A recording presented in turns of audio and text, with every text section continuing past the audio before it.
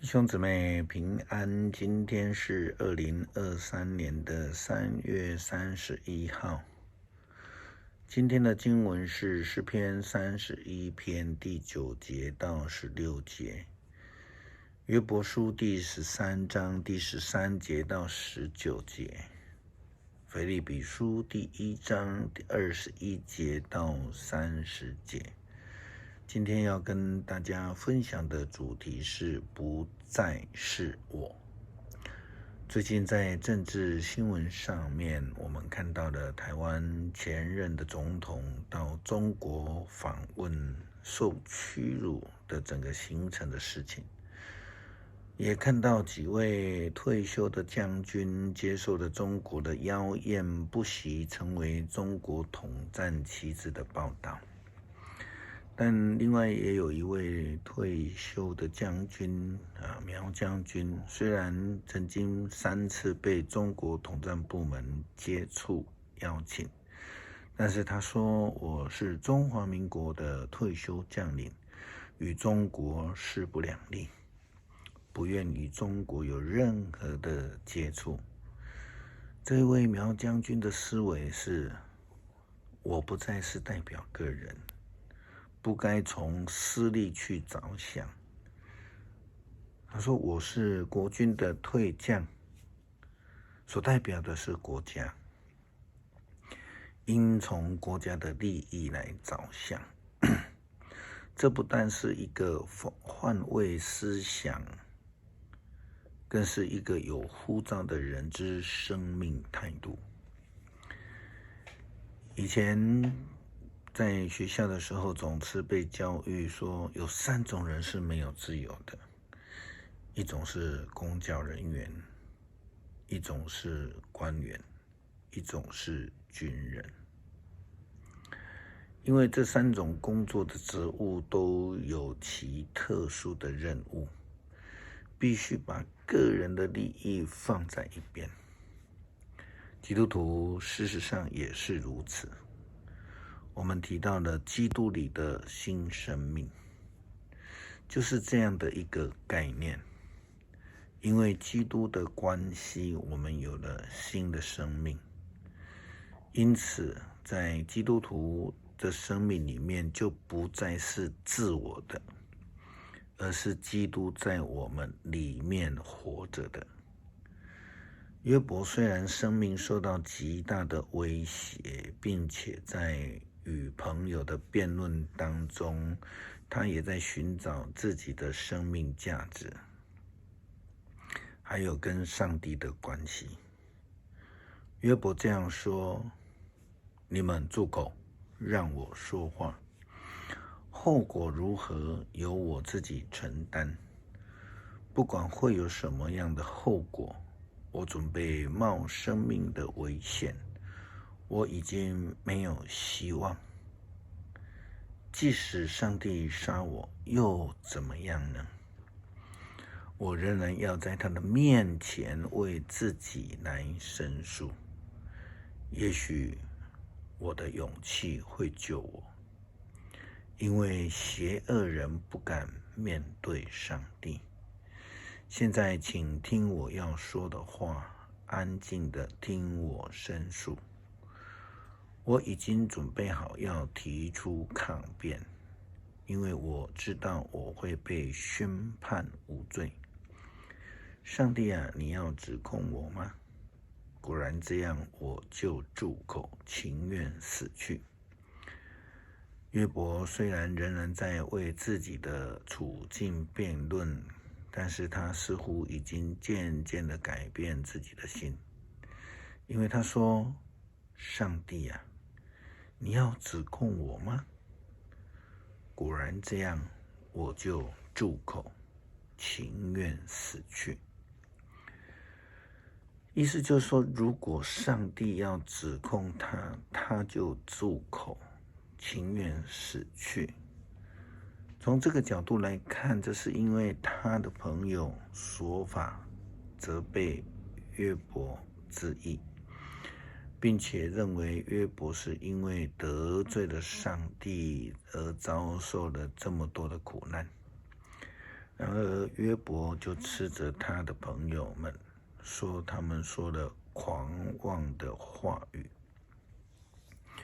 约伯在前一章就声明了上帝是有智慧与能力的上帝，是有谋略以及知识的。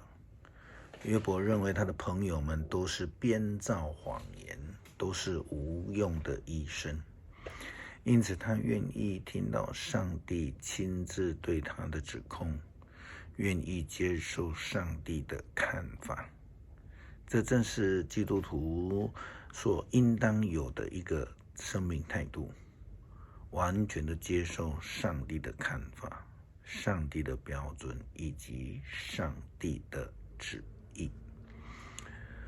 保罗更清楚地表达了他的信仰生命。他说：因为对我来说，我活着是为了基督，死了更有收获。可是如果我活着能够做更多有益的事情，那我就不晓得该怎样选择了。我处在两难之间，我很愿意离开这个世界，去跟基督在一起，那是再好不过的事。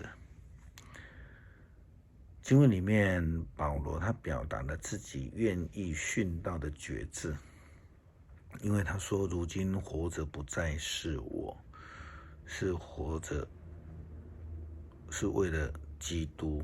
无论是面对逼迫而死亡，或是因为基督的缘故继续的活着，其最终的目的就是因为基督的关系。保罗又是这样说：可是为了你们的缘故，我更该活下去。对这一点我深信无疑。我知道我还要活下去，而且要继续跟你们大家在一起，帮助你们在信仰上更长进，更有喜乐。